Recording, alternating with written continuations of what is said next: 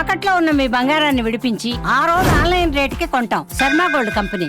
ఇవాళ ఉదయం నుంచి దేశవ్యాప్తంగా యూపీఐ సేవలకు సాంకేతిక సమస్య తలెత్తింది. దీనివల్ల వినియోగదారులు డిజిటల్ లావాదేవీలు చేయలేక తీవ్ర ఇబ్బందులకు గురవుతున్నారు. ఊహించని అంతరాయం కారణంగా యూపీఐ పనిచేయకపోవడంతో రోజువారీ వ్యాపారాలు నిర్వహించేవారు, సామాన్య ప్రజలు డిజిటల్ పేమెంట్లు చెయ్యలేక పొందలేక నానా అగచాట్లు పడ్డారు. ప్రతి ఒక్కరూ ఈ మధ్య యూపీఐ చెల్లింపులపైనే ఆధారపడటం వల్లే ఈ పరిస్థితి నెలకొంది. డౌన్ డిటెక్టర్ నివేదికల ప్రకారం మధ్యాహ్నం నాటికి యూపీఐ సమస్యల గురించి దాదాపు 1168కి పైగా ఫిర్యాదులు వచ్చినట్లుగా తెలుస్తోంది.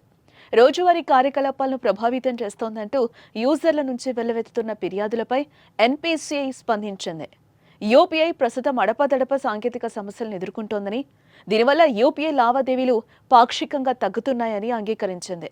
సమస్యను పరిష్కరించడానికి తాము కృషి చేస్తున్నామని పేర్కొంది.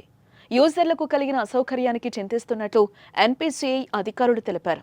ఇక ఇదే తరహాలో చివరిసారిగా మార్చి 26న దాదాపు 2 నుండి 3 గంటల పాటు యూపీఐ సేవలకు తీవ్ర విఘాతం కలిగింది. కేవలం 2 వారాల వ్యవధిలోనే మరోసారి ఇదే తరహా ఇబ్బందులు ఎదురవడంతో యూజర్లు ఆందోళన వ్యక్తం చేస్తున్నారు.